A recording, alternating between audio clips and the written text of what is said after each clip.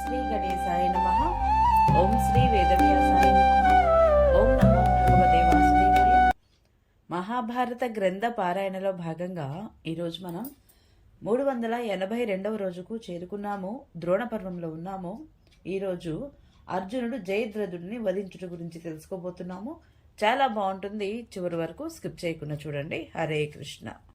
శుక్లాంబరధరం విష్ణుం శశివర్ణం చతుర్భుజం ప్రసన్నవదనం ధ్యాయేత్ సర్వవిఘ్నోపశాంతయే. నారాయణం నమస్కృత్య నరం చైవ నరోత్తమం దేవీం సరస్వతిం వ్యాసం తతో జయముదీరయేత్. హరే కృష్ణ. ఇక మనం పారాయణ ప్రారంభించుకుందాము.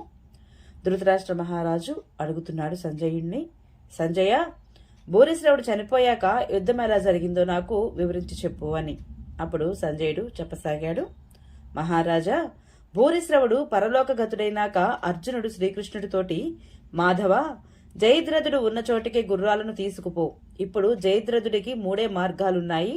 యుద్ధంలో పోరాడుతూ చనిపోతే వెంటనే స్వర్గలోకం చేరుకుంటాడు. వెన్ను చూపి పారిపోయినప్పుడు నా బాణానికి గురైతే నరకానికి పోతాడు. పారిపోతే అపకీర్తిని మూటగట్టుకుంటాడు. ఇప్పుడు సూర్యుడు వేగంగా అస్త్రాద్రి వైపు పయనిస్తున్నాడు. కాబట్టి నీవు నా ప్రతిజ్ఞ నెరవేరేలా, నేను జయద్రథుడిని చంపగలిగేలా నీవు గుర్రాలను వేగంగా తీసుకువెళ్ళు అన్నాడు. అశ్వవిద్యాకుశలుడైన శ్రీకృష్ణ భగవానుడు గుర్రాలను జయద్రథుడి రథం వైపుకు తోలాడు. అర్జునుడు జయద్రథుడిని వధించడానికి ముందుకు సాగడం చూసి దుర్యోధనుడు కర్ణుడితో, వీరశ్రేష్ఠ, ఇక కొద్దిగానే పగలు మిగిలి ఉంది. ఇప్పుడు నీవు నీ బాణాలతో శత్రువు మీద దాడి చెయ్యి. ఇప్పుడు ఎలాగైనా పగటి సమయం గడిచిపోతే ఇక నిశ్చయంగా విజయం మనదే. ఎందుకంటే సూర్యాస్తమయం వరకు జయద్రథుడిని రక్షించగలిగితే అర్జునుడి ప్రతిజ్ఞ భంగమవుతుంది. అతడు స్వయంగా అగ్ని ప్రవేశం చేస్తాడు. తదుపరి అర్జునుడు లేకపోవడంతో అతని సోదరులు, అనునాయులు ఒక క్షణం కూడా బ్రతికి ఉండలేరు. ఈ రీతిగా నిష్కటంకమైన రాజ్యాన్ని మనం అనుభవించవచ్చు. కాబట్టి నీవు అశ్వత్థామను, కృపాచార్యుడిని, శల్యుడిని, నన్ను, ఇతర యోధులను కలుపుకొని అర్జునుడితో పూర్తి శక్తిని వినియోగించి యుద్ధం చెయ్యి అన్నాడు. దుర్యోధనుడి యొక్క మాటలు విన్న కర్ణుడు, ప్రచండంగా ప్రహరించే మహాధనుర్ధరుడైన భీమసేనుడు తన బాణాలతో నా శరీరాన్ని చాలా శిథిలం చేసి వేశాడు.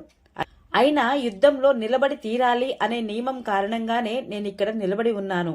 భీముని విస్తృత బాణాలతో పీడింపబడిన నా శరీరము అటు ఇటు కదలడానికి కూడా శక్తి లేదు. అయినా అర్జునుడు జయద్రథుడిని చంపకూడదు అనే ఉద్దేశంతో నేను యథాశక్తి యుద్ధం చేస్తాను. ఎందుకంటే నా జీవితము నీకోసమే కదా అన్నాడు. దుర్యోధనుడు, కర్ణుడు ఇలా మాట్లాడుకుంటున్నప్పుడే అర్జునుడు తన వాడి బాణాలతో మీ సైన్యాన్ని సంహరించసాగాడు. ఏనుగులు, గుర్రాలు, ధ్వజాలు, ఛత్రాలు, ధనస్సులు, చామరాలు, యోధులు, శిరస్సులు అనేకము అతని బాణాలతో తెగి అన్ని వైపులా పడుతున్నాయి. అగ్ని గడ్డి గాదాన్ని మార్చివేసినట్లుగా అర్జునుడు క్షణాల్లో మీ సైన్యాన్ని సంహరించసాగాడు. ఇలా అధికాంశం యోధులు మరణించాక వారు ముందుకు సాగుతూ జయద్రథుడిని చేరుకున్నారు. అర్జునుడి యొక్క పరాక్రమాన్ని మీ పక్షపు వీరులు సహించలేకపోయారు. అందుకని జయద్రథుడి యొక్క రక్షణ కోసము దుర్యోధనుడు, కర్ణుడు, వృషసేనుడు, శల్యుడు, అశ్వత్థామ, కృపాచార్యుడు, స్వయంగా జయద్రథుడు కూడా అతనిని నలువైపులా ముట్టడించారు. ఈ మహారథులందరూ జయద్రథుడిని తమ వెనుక దాచి కృష్ణార్జులను వధించడానికి నిర్భయంగా నలువైపులా తిరగసాగారు. సూర్యుడు ఎర్రబడిపోయాడు. వారంతా అతనిని దాచేదారి వెతుకుతున్నారు. అర్జునుడిపై 100ల కొద్దీ వాడి బాణాలను వర్షించసాగారు. కాని రణోన్మత్తుడైన అర్జునుడు ఆ బాణాలను 2 3 8 ముక్కలుగా నరికివేసి ఆ యోధులందరినీ కూడా తూట్లు పడవసాగాడు. ఇప్పుడు అతనిపై అశ్వత్థామ 25, వృషసేనుడు 7, దుర్యోధనుడు 20, కర్ణుడు, శల్యుడు 3 చొప్పున బాణాలతో గట్టి దెబ్బ కొట్టారు. ఈ రీతిగా అందరూ భయంకరంగా పెడబొబ్బులు పెడుతూ అతనిని పదే పదే తూట్లు పడవసాగారు. ఇక తొందరలోనే సూర్యాస్తమయం అయిపోవాలి అనే కోరికతో వారు తమ రథాలను దగ్గరగా చేర్చి మండలాకారంగా నిలుచున్నారు. ఇలా 4 వైపుల నుండి అతని మీద బాణవర్షం కురిపించసాగారు. అయినా ఇప్పుడు కూడా దుర్దర్శ వీరుడైన అర్జునుడు మీ సైన్యంలోని అనేక వీరులను నేల కొరిగించి సింధురాజు వైపుకి సాగిపోతున్నారు. అప్పుడు కర్ణుడు వేగంగా బాణాలు వేస్తూ అతనిని అడ్డుకోవాలని ప్రయత్నిస్తున్నాడు. అతడు అర్జునుడిపై 50 బాణాలతో దెబ్బ కొట్టాడు. అర్జునుడు అతని ధనస్సును విరిచి 9 బాణాలను అతని రొమ్మున నాటాడు. కర్ణుడు వెంటనే ఇంకొక ధనస్సు పుచ్చుకొని 8,000 బాణాలతో ఒక్కసారిగా అర్జునుడిని కప్పివేశాడు. అర్జునుడు కూడా తన హస్తలాఘవాన్ని ప్రదర్శిస్తూ యోధులందరూ చూస్తూ ఉండగానే అతనిని బాణాలతో కప్పివేశాడు. ఇలా వారిద్దరూ కూడా బాణాలతో కప్పబడిపోయినా ఒకరినొకరు బాణాలతో కొట్టుకుంటూనే ఉన్నారు. వారు చాలా వేగంగా లాఘవంగా యుద్ధం చేస్తుంటే అక్కడ నిలబడిన యోధులందరూ వారి యుద్ధాన్ని తిలకించసాగారు. ఇంతలో అర్జునుడు వింటిని చెవి వరకు లాగి 4 బాణాలతో కర్ణుడిని గుర్రాలను చంపివేసి ఒక భల్లంతో సారథిని రథం నుండి నేలకూల్చాడు. కర్ణుడు విరధుడు కావడం చూసి అశ్వత్థామ అతనిని తన రథంపైకి ఎక్కించుకున్నాడు. అతడు మళ్లీ అర్జునుడితో పోరాటం కొనసాగించాడు. అదే సమయంలో శల్యుడు అర్జునుడిని 30 బాణాలతో కొట్టాడు. కృపాచార్యుడు 20 బాణాలతో శ్రీకృష్ణుడిని, 12 అర్జునుడిని తూట్లు పొడిచాడు. సింధురాజు 4 వృషసేనుడు 7 బాణాలతో శ్రీకృష్ణుడిని అర్జునుడిని గాయపరిచాడు. అలాగే అర్జునుడు కూడా అశ్వత్థామపై 64 బాణాలను, శల్యుడిపై 100, జయద్రథుడిపై 10, వృషసేనుడిపై 3, కృపాచార్యుడిపై 24 బాణాలు వేసి గాయపరిచాడు. వీరందరూ అర్జునుడి యొక్క ప్రతిజ్ఞను భంగం చేయాలని ఒక్కమ్ముడిగా అతనిపై విరుచుకుపడ్డారు. వారు పెద్ద పెద్ద గదలను, లోహపు పరిగలను, శక్తులను ఇంకా రకరకాల ఇతర ఆయుధాలను అతనిపై ఒకేసారి ప్రయోగించారు.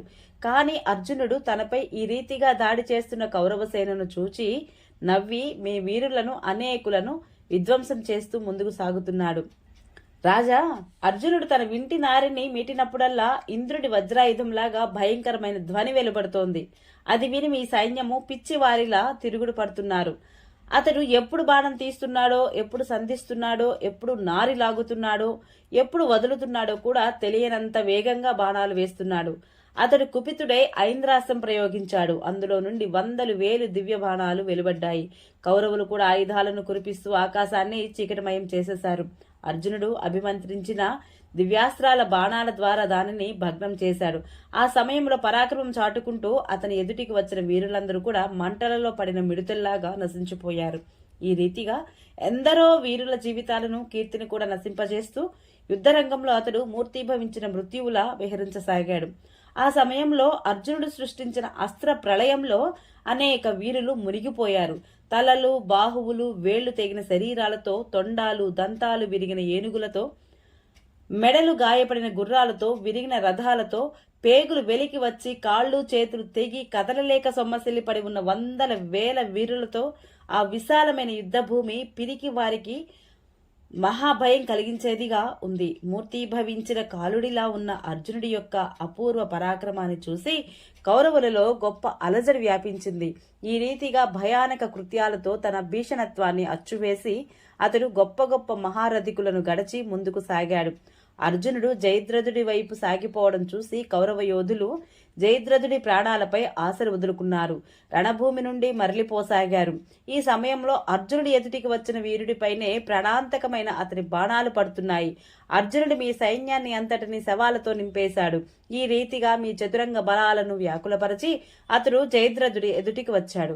అతడు అశ్వత్థామను 50, వృషసేనుడిని 3, కృపాచార్యుడిని 9, శల్యుడిని 16, కర్ణుడిని 32, జయద్రథుడిని 64 బాణాలతో తూట్లు పొడిచి గట్టిగా సింహనాదం చేశాడు. జయద్రథుడు అర్జునుడి బాణాలను సహించలేకపోయాడు. అంకుశం పోటు తిన్న ఏనుగుల క్రోధోదిక్తుడయ్యాడు. అందుకని అతడు 3 బాణాలతో శ్రీకృష్ణుడిని, 6 అర్జునుడిని తూట్లు పొడిచి 8 బాణాలతో గుర్రాలను గాయపరిచి ఒక బాణాన్ని అతని ధ్వజంపై వేశాడు. కానీ అర్జునుడు అతడు వేసిన బాణాలన్నింటినీ నిష్ఫలం చేసి ఒకేసారి 2 బాణాలను ప్రయోగించి అతనిని, సారథి తలను, ధ్వజాన్ని నరికివేశాడు. సూర్యుడు వేగంగా అస్త్రాద్రిని సమీపించడం చూసి శ్రీకృష్ణుడు అర్జునుడితో, పార్థ, ఇప్పుడు జయద్రథుడిని 6 మహారథులను తమ మధ్యలో ఉంచుకున్నారు. కాబట్టి యుద్ధంలో వారు 6 ఓడిస్తే తప్ప జయద్రథుడిని చంపడం జరగదు.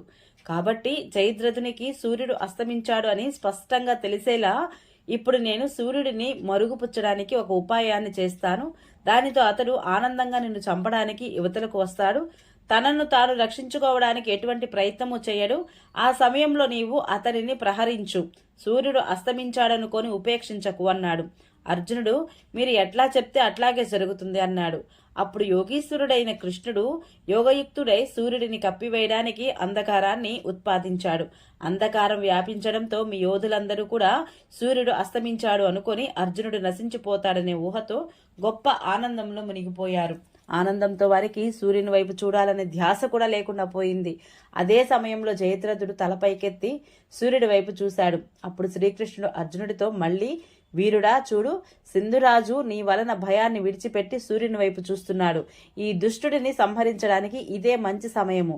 వెంటనే ఇతని శిరస్సును ఎగురుకొట్టి నీ ప్రతిజ్ఞ చెల్లించుకో అన్నాడు. శ్రీకృష్ణుని మాటలు విని పరాక్రమవంతుడైన అర్జునుడు తన ప్రచండ బాణాలతో మీ సైన్యాన్ని నూరు మాడసాగాడు. అతడు కర్ణ వృషసేనుల విండ్లను విరచి ఒక భల్లంతో శల్యుడి సారథిని నేలకూల్చాడు. మామా అల్లుళ్లైన కృపా అశ్వత్థామలను బాగా గాయపరిచాడు. ఈ రీతిగా మీ మహారథులందరినీ మిక్కిలి వ్యాకులపరిచి అతడు దివ్యాస్త్రంతో అభిమంత్రితమై గంధ పుష్పాదులతో పూజించబడిన ఇంద్రుడి యొక్క వజ్రాయుధం లాంటి ఒక బాణాన్ని పైకి తీశాడు.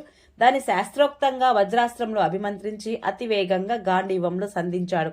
ఇప్పుడు శ్రీకృష్ణుడు తొందర పెట్టాలనే ఉద్దేశంతో సూచన ఇస్తూ మళ్ళీ ఇలా చెప్తున్నాడు. ధనంజయ, సూర్యుడు అస్తాచలాన్ని చేరుకుంటూ ఉన్నాడు. దుష్టుడైన జయద్రథుడిని తల వెంటనే ఖండించు. చూడు, ఇది వధ గురించి ఒక విషయం నీకు చెబుతాను. ఇతని తండ్రి జగత్ప్రసిద్ధుడైన వృద్ధక్షత్ర మహారాజు. ఇతనికి వయసు చాలా గడిచిపోయాక ఈ పుత్రుడు కలిగాడు. ఇతని గురించి వృద్ధక్షత్రునికి ఆకాశవాణి, రాజా, మీ పుత్రుడు కులశీలదమాది గుణాలతో సూర్యచంద్ర వంశీయులతో సమానుడు అవుతాడు.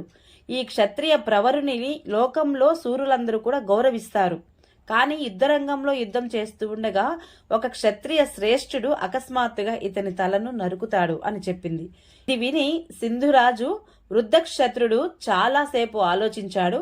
తరువాత అతడు పుత్ర ప్రేమకు లోనై తన బంధువులతో, నా పుత్రుడి యొక్క శిరస్సును భూమిపై పడవేసిన వాని శిరస్సు కూడా తప్పకుండా 100 ముక్కలవుతుంది అని పలికాడు. ఇలా అని అతడు జయద్రథుడికి రాజ్యాభిషేకం చేసి అడవులకు వెళ్లిపోయాడు. గొప్ప ఉగ్రమైన తపస్సు చేయసాగాడు.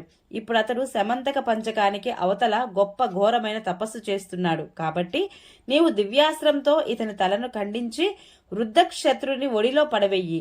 నీవు దీనిని భూమిపై పడవేస్తే మాత్రం నిస్సందేహంగా నీ శిరస్సు కూడా 100 ముక్కలవుతుంది అన్నాడు. అప్పుడు శ్రీకృష్ణుడి మాటలు విని అర్జునుడు ఆ వజ్రతుల్యమైన బాణాన్ని వేశాడు. అది సింధురాజు శిరస్సును తుంచి దానిని డేగలాగా ఆకాశంలో ఎగురు కొడుతూ శమంతక పంచక క్షేత్రం వెలుపలకు తీసుకుపోయింది. ఆ సమయంలో మీ వియ్యంకుడు వృద్ధక్షత్రుడు సంధ్యోపాసన చేస్తున్నాడు.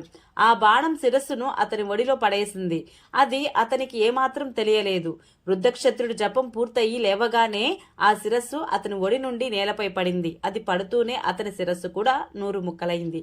రాజా, అర్జునుడు ఈ రీతిగా జయద్రథుడిని చంపిన తరువాత శ్రీకృష్ణుడు ఆ అంధకారాన్ని తొలగించాడు. అప్పుడు ఇదంతా శ్రీకృష్ణుడు పన్నిన మాయ అని మీ పుత్రులందరికీ తెలిసింది. ఈ రీతిగా అర్జునుడు 8 అక్షోహిణీల సైన్యాన్ని సంహరించి మీ అల్లుడైన జయద్రథుడిని వధించాడు. జయద్రథుడి మరణం చూసి నీ కొడుకులు కన్నీరు కార్చారు. తమ విజయం గూర్చి నిరాశ చెందారు. ఇటు జయద్రథుడిని వధ జరిగాక శ్రీకృష్ణుడు, అర్జునుడు, భీమసేనుడు, సాత్యకి, యుధామన్యుడు, ఉత్తమౌజుడు తమ తమ శంఖాలను పూరించారు. ఆ మహాశంఖ ధ్వనిని విని శ్రీ యుధిష్ఠిరునికి అర్జునుడు సింధురాజును చంపాడు అని నిశ్చయంగా తెలిసింది. అప్పుడు అతడు వాద్యాలు మోగించి ద్రోణుడిపై దాడి చేశాడు. సూర్యాస్తమయం అయ్యాక సోమకులకు ఆచార్యునికి నడుమ గగురుపాటు కలిగించే యుద్ధం జరిగింది. వారందరూ ఆచార్యుడిని ప్రాణాలు తీయాలని యుద్ధం చేయసాగారు. ఇటు వీరశ్రేష్ఠుడు అర్జునుడు కూడా తన ప్రతిజ్ఞను నెరవేర్చుకొని అన్ని వైపుల నుండి మీ యోధులను సంహరించసాగాడు. ఓం నమో భగవతే వాసుదేవాయ. ఈరోజు పారాయణ ఇంతటితో సమాప్తం. రేపు మనము కృపాచార్యుడు మూర్ఛిల్లుట, కర్ణ సాత్యకుల యొక్క సంగ్రామం గురించి రేపటి రోజున తెలుసుకుందాము. ఈ వీడియో మీకు నచ్చినట్లయితే please subscribe my channel, like, share, comment please. Thank you.